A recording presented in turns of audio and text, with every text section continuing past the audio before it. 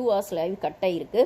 அதுக்கப்புறம் அவங்க ஆடியோ கூட ஒரு 20 minutes. எப்பயுமே மைக் கட்டி வச்சுட்டா வந்து ஆடியன்ஸ் கிட்ட இது போகாது, மக்களுக்காக தானே பேசுகிறீங்கன்னு ரொம்ப பெரிய பீட்ரூட்டை வந்து பிக் பாஸ் வந்து அவரே லைவ்ல ஏன் 20 minutes ஆடியோவை கட் பண்ணாரு, 2 hours லைவை கட் பண்ணாரு அப்படின்னு சொல்லும்போது எதையுமே சரியாக காட்டாமல் அந்த 2 hours வெளியில் மற்றவங்க தூங்குறத மட்டும்தான் காமிச்சிருக்காங்க.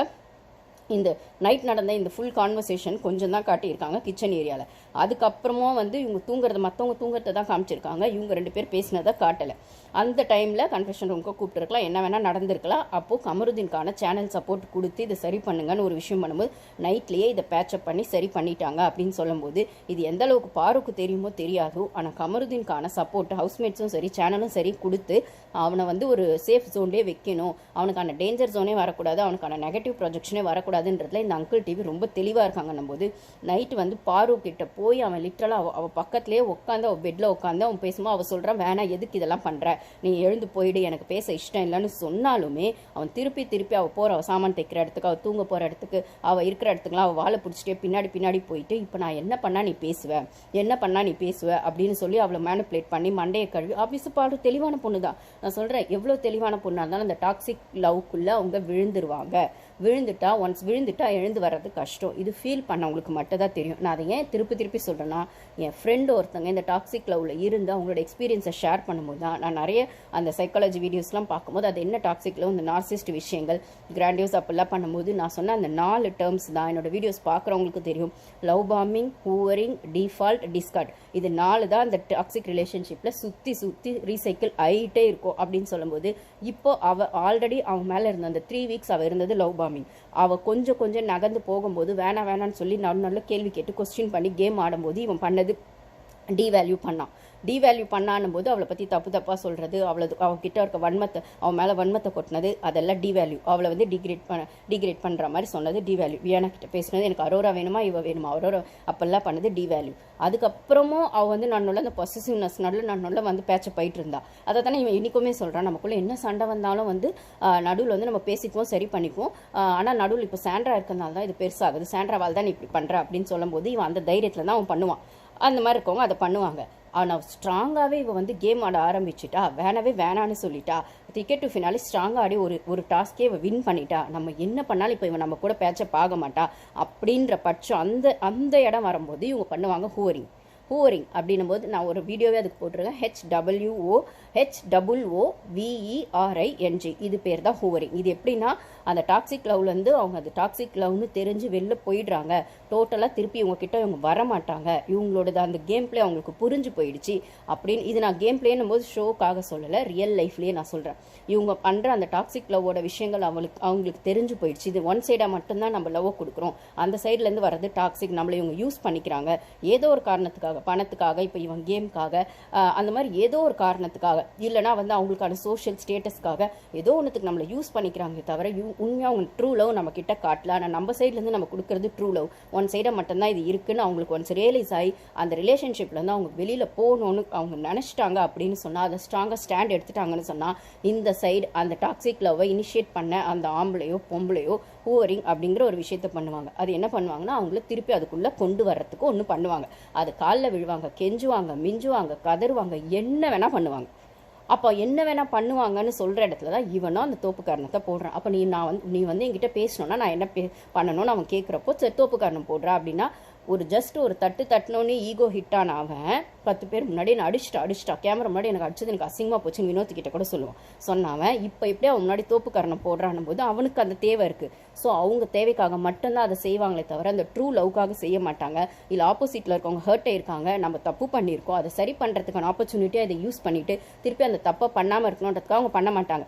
இந்த நேரத்துக்கு இதை பண்ணி இதை மூடி மறைக்கணும், அப்போ நம்ம இதை பண்ணலாம் அப்படின்னும் போது அடுத்து எப்போ அந்த இன்னொரு தப்பு பண்ணுறதுக்கு சான்ஸ் கிடைக்குதோ அப்போ அகெயின் பண்ணுவாங்க.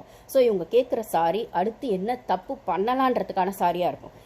நேற்று பண்ண விஷயத்துக்கு நான் இன்னைக்கு சாரி கேட்டுட்டேன், காலைல விழுந்துட்டேன், மன்னிப்பு கேட்டேன், அடுத்து நான் திருப்பி ஸ்டார்ட் பண்ணுவேன் இன்னொரு தப்பு, அது நேற்றோட முடிஞ்சிச்சு, அது நேற்று இது நாளைக்கு அப்படின்ற கதையாக தான் அவங்க இருக்குமே தவிர அவங்க சாரி கேட்டுட்டாலே அடுத்து தப்பு பண்ணுறதுக்கு ரெடி ஆகிட்டாங்க அப்படிங்கிறது தான் அர்த்தம். அப்படின்னும் போது அதை தான் இந்த கமருதீனும் பண்ணுறான். காலைல விழுந்து தோப்பு காரணம் போடுறான். அப்போ நீ இனிமேல் என்னை ஹர்ட் பண்ண மாட்டேன்னு சொல்லு, என்னை வந்துட்டு தப்பாக பேச மாட்டேன்னு சொல்லு, கேரக்டர் அசாசினேட் பண்ண மாட்டேன்னு சொல்லு, என்னை அசிங்கமாக பேச மாட்டேன்னு சொல்லி, என் ஃபேமிலி இருக்க மாட்டேன்னு சொல்லி ஒன்னொன்றுத்துக்கும் சொல்லி 5 தோப்புக்காரனை போட வைக்கிறா.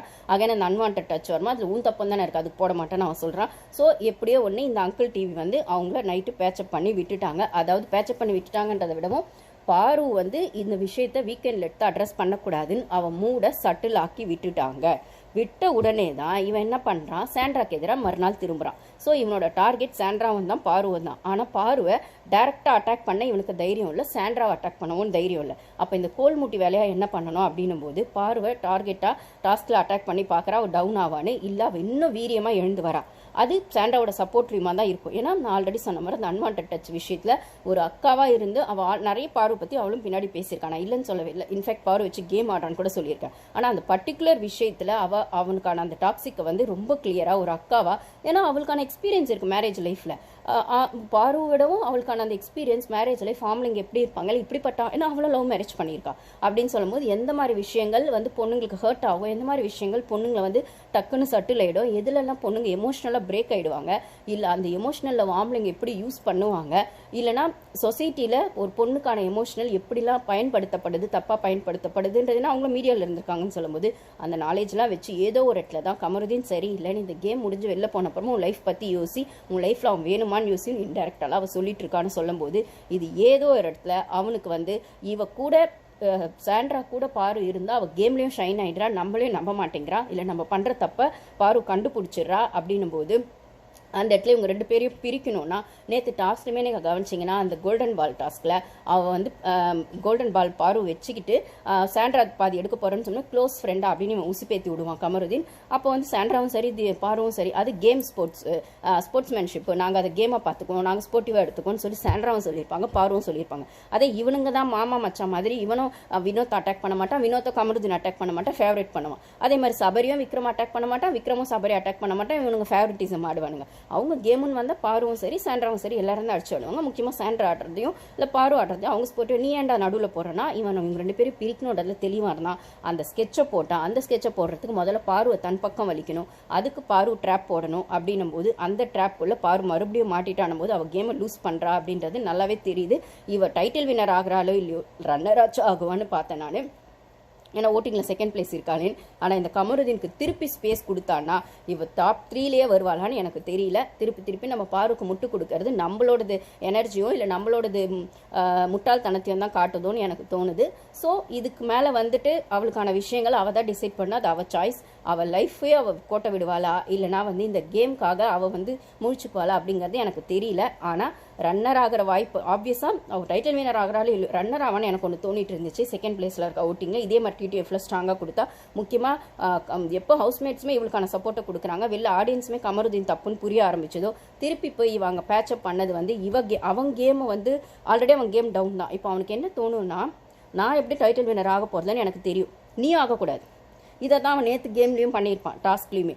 நான் இந்த டாஸ்கில் வின் பண்ணுறனோ இல்லையோ எனக்கு கிடைக்கலனாலும் பரவாயில்ல உனக்கு கிடைக்கூடாதுன்னு அவன் சொன்னது தான் அவன் எக்ஸிக்யூட்டும் பண்ணியிருப்பான். அந்த டாஸ்கில் அந்த பால் டாஸ்கில் 2 பேருமே டிஸ்குவாலிஃபை ஆன இடத்துல அவள் பாரு வந்து நம்ம டிஸ்குவாலிஃபை ஆகிட்டுமே அவள் ஃபீல் பண்ணிருப்பான். இவன் என்ன ஃபீல் பண்ணுறான், இவன் ஆனாலும் பரவாயில்ல அவள் கிடைக்கல அவன் சந்தோஷப்பட்டிருக்கான், அது வன்மம் வீழ்ப்பட்டது அப்படின்னு சொல்லுவான். அப்போ தான் அவன் சொல்லுவான் உன் கேமும் தான் போச்சுன்னு. இதுதான் வன்மத்தோட உச்சம்னு சொல்லுவாங்க.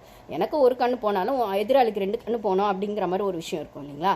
ஸோ அந்த இடத்துல அவங்களோட வன்மம் வந்து அந்த அளவுக்கு மோசமாக இருக்குது அப்படின்னு சொல்லும் போது இந்த இடத்துல இவன் அந்த கேம்குள்ளே கொண்டு வரதான் தான். எப்படி என் பேர் இமேஜ் டேமேஜ் ஆயிடுச்சு, வெளில என் கரியர் என்ன இருக்குது நான் வெளில போய் பார்த்துக்கிறேன், ஆனால் இப்போதைக்கு நான் எவிக்ட் ஆகாமல் முடிஞ்ச அளவுக்கு சம்பளம் வாங்கிட்டு இங்கே தள்ள பார்க்குறேன், எனக்கு டைட்டில் வின்னர்லாம் வரப்போதில்ல, ஆனால் என்னை விட சூப்பராக கேம் ஆடுற நீ டைட்டில் வின்னருக்கு போகக்கூடாது, இல்லை டாப் 3க்கு போகக்கூடாது, ஏன்னா நான் போக மாட்டேன், அப்போ நீயும் போகக்கூடாது அப்படிங்கிற இடத்துல அவள் கேமை வந்து டோட்டலாக டவுன் பண்ணுறதுக்கான ஸ்ட்ராட்டஜியாக தான் இதை பண்ணுறான். ஸோ இந்த இடத்துல இந்த பொண்ணு வந்து அவங்ககிட்ட திருப்பி அவனோட அந்த தோப்புக்காரனை அவள் போட்டு அவள் வந்து தோப்புக்காரனாலாம் போடவே சொல்லியிருக்கக்கூடாது. எனக்கு கேட்டால் இப்போ நீ என்ன உட்காடுறியா உட்காந்துக்கோ, இழுத்து போத்திட்டு தூங்கிட்டு இருக்கணும்.